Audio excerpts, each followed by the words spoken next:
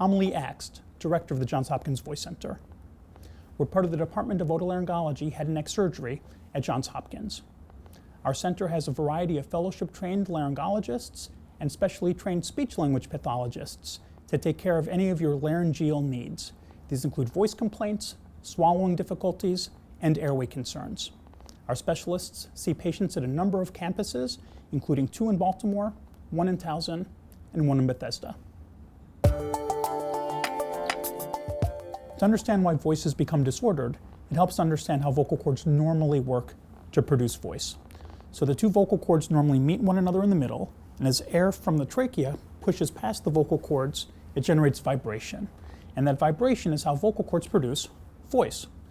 Disordered voices are typically a problem in vocal cords not closing well, not vibrating well, or not vibrating symmetrically. So anything that takes away from symmetry, closure, or vibration can create a voice difficulty.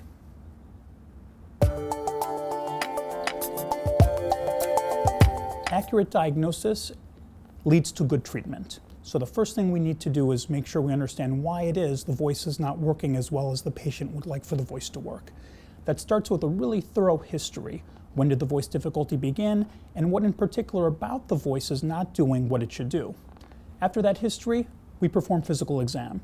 In the case of voice complaints, that oftentimes includes laryngeal stroboscopy, the use of a camera to look at the vocal cords so that we can study their appearance, their motion, their closure, and most importantly, their vibration. It's a very well tolerated exam. It takes 1 or 2 minutes in the office with a camera either through the nose or through the mouth, and provides a lot of information about the nature of the voice difficulty. Once we understand why a voice is not working the way it should, then we can plan for appropriate treatment. Depending on the diagnosis, that treatment is often multidisciplinary, involves our speech-language pathologists to address voice therapy and vocal behaviors, as well as the possibility of any surgery that might be necessary to improve laryngeal function.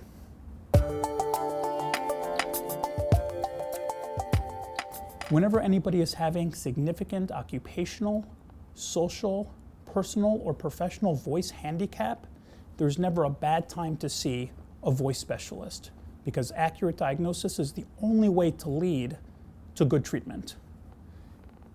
Beyond that, if anyone has a voice problem that's persisted beyond a few weeks and is unlikely to be just a routine cold or flu, the concern goes up for the possibility of structural pathology on the vocal cords. And the only way to look for that is with an exam by an otolaryngologist at the vocal cords themselves with a camera in through the mouth or in through the nose. So hoarseness lasting beyond a few weeks, or hoarseness which is impacting your quality of life to the degree that you're ready to get it fixed, should be triggers for a specialty laryngeal exam.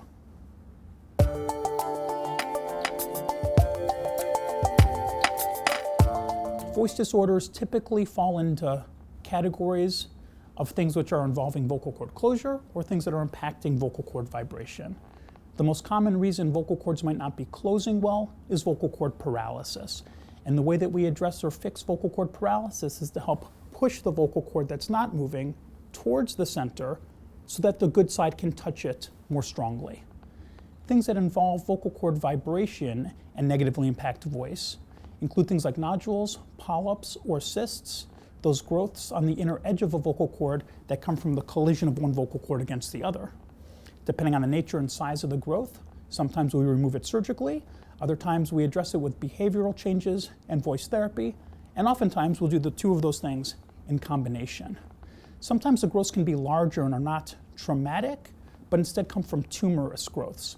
Some of those tumors are cancerous, unfortunately, and some are benign. And when we see a vocal cord tumor, surgery to remove the tumor and restore a normal edge to the vocal cord is very often part of the treatment.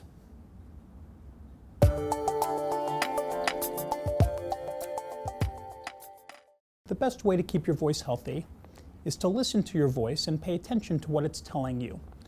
Voice should come out easily without any sense of strain or pressure. Sometimes there's simple bad luck and there's nothing we can do to avoid colds, flus, and things like that. But by drinking lots of water, keeping our vocal cords well lubricated and hydrated, and by paying attention to appropriate technique without yelling or screaming, without forcing out whispers, without pushing or straining our voices, we can keep our vocal cords healthy. The trick is to pay attention to how your vocal cords feel, to back off when appropriate so you don't push too hard, and avoid bad habits.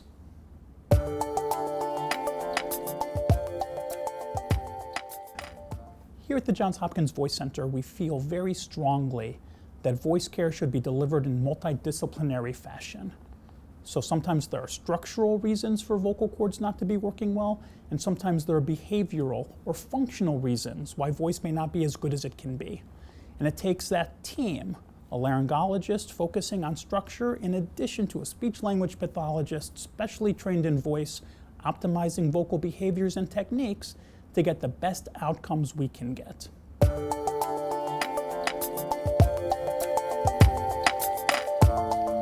The Johns Hopkins Voice Center includes a variety of fellowship-trained laryngologists, all of whom specialize in laryngeal function. We have a wide variety of interests, spanning voice to swallowing to airway concerns. We treat both cancerous and non-cancerous vocal cord pathologies, and we believe very strongly in multidisciplinary care, where we work hand in hand with our speech-language pathology colleagues, oftentimes to provide same-day evaluations by both laryngology and speech-language pathology to treat patients as well as they can be treated. The combination, variety, and number of our specialists isn't matched anywhere else in the region.